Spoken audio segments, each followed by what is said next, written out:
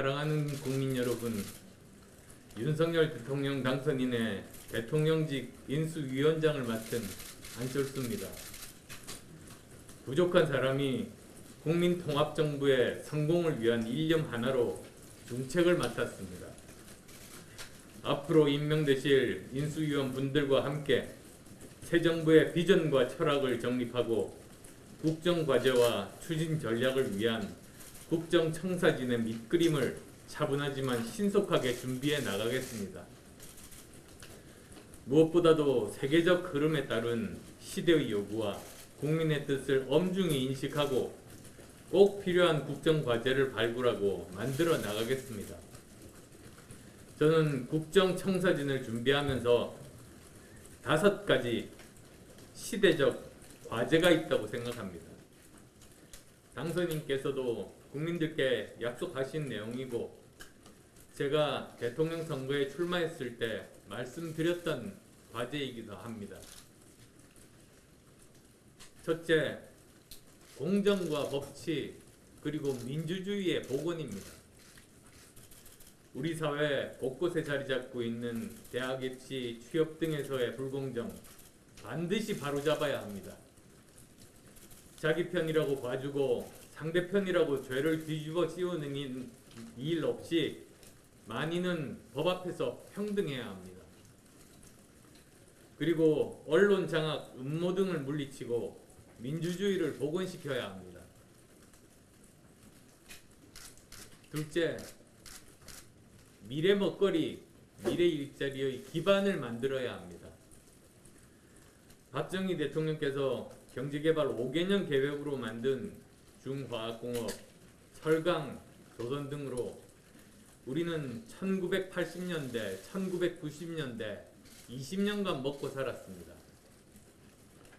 김대중 대통령께서 초고속 인터넷망을 깔고 벤처붐을 일으켜서 우리는 2000년대, 2010년대 20년간 먹고 살았습니다.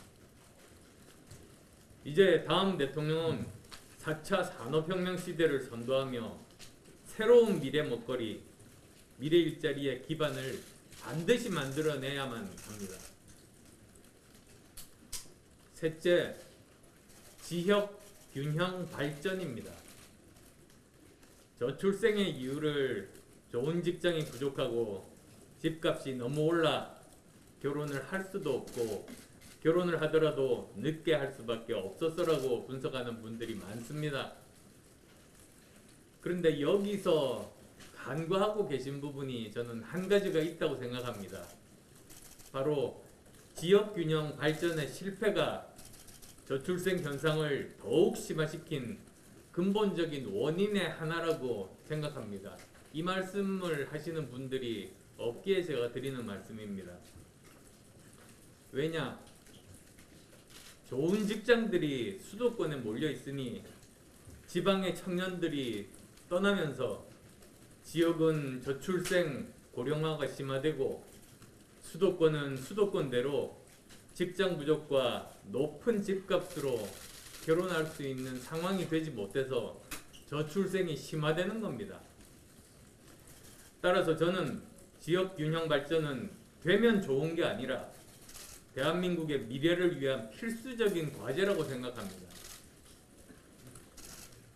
넷째, 대한민국의 지속 가능성 문제입니다. 우리는 OECD 국가 중 부채 증가 속도 1위로 재정 건전성이 급격하게 악화되고 시급한 연금 개혁이 지연되고 있습니다. 저출생 고령화 현상도 근본적인 해결 방법을 찾아야 합니다. 탄소 중립도 우리 아이들을 위해서 최선을 다해 실현해야만 할 과제입니다. 이러한 문제들을 해결해야만 우리 대한민국은 지속 가능할 수 있습니다.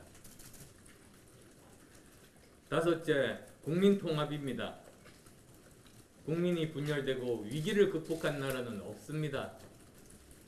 지금 대한민국은 코로나19 사태, 현재 진행되고 있는 4차 산업혁명, 그리고 미국과 중국의 과학기술 패권전쟁의 틈바구니 속에서 어떻게 생존할 것인지 전 국민의 지혜를 모아야 할 때입니다. 우리 사회 곳곳에 만연한 이념, 지역, 세대, 계층 간의 갈등을 해소하고 국민 통합을 이루어야만이 현재의 위기를 극복할 수 있을 것입니다. 인수위원회는 이러한 5가지 시대적 과제를 해결하기 위해 현 정부 정책 중 이어갈 과제와 수정 보완할 과제, 폐기할 과제를 잘 정리하겠습니다. 아울러 당선인의 공약 기반 위에서 새 국정 과제들을 만들어 탄탄하고 촘촘하게 국정 청사진을 준비해 나가겠습니다. 반드시 국민을 위해 성공한 정부의 밑그림을 그려내겠습니다. 이를 위해 저는 3가지 인수위원회 운영 원칙을 말씀드리고자 합니다. 첫째, 겸손입니다. 인수위원회는 점령군이 아닙니다. 역사와 국민 앞에 겸허한 자세로 인수 업무에 임하겠습니다. 함께 문제점을 인식하고 서로 공감하며 수평적 관점과 위치에서 해법을 찾아내겠습니다. 둘째, 소통입니다. 국민의 뜻을 잘 담아낼 수 있는 소통 구조를 만들고 질서 있게 국민과 그리고 언론과 소통하면서 함께 국정 청사진을 준비해 나가겠습니다. 이 부분은 위원회가 정식으로 출범하면 상세한 방향과 지침을 말씀드리겠습니다. 셋째, 책임입니다. 불과 50여일 정도의 기간에 새 정부의 국정청사진 밑그림을 그려내야 합니다. 밤을 새우겠다는 각오와 열정, 반드시 성공한 정부를 만들겠다는 소명과 책임의식을 가지고 임하겠습니다.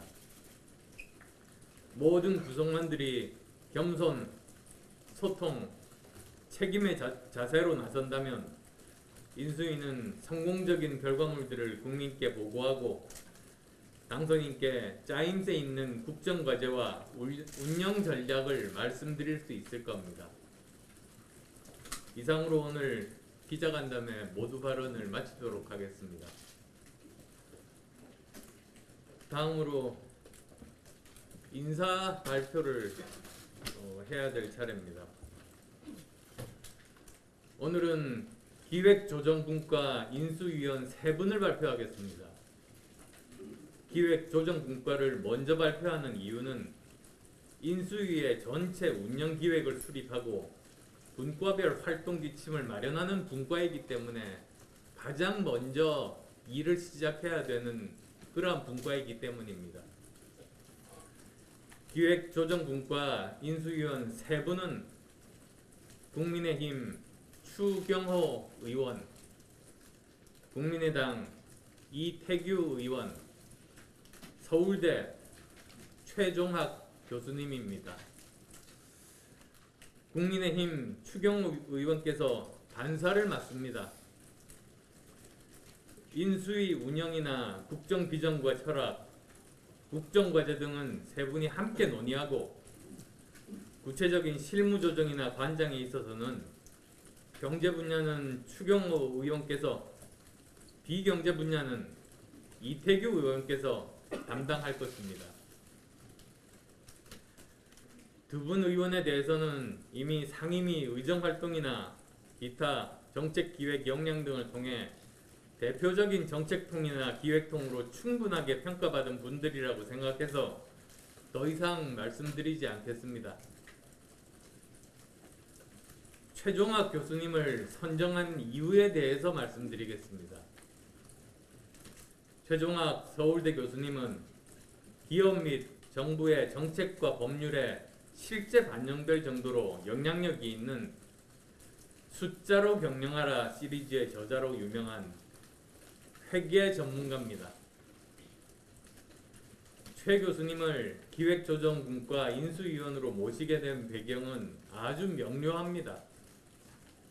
최 교수님은 의미 없던 숫자에서 무궁무진한 정보를 읽어내는 능력을 가지고 계신 분입니다.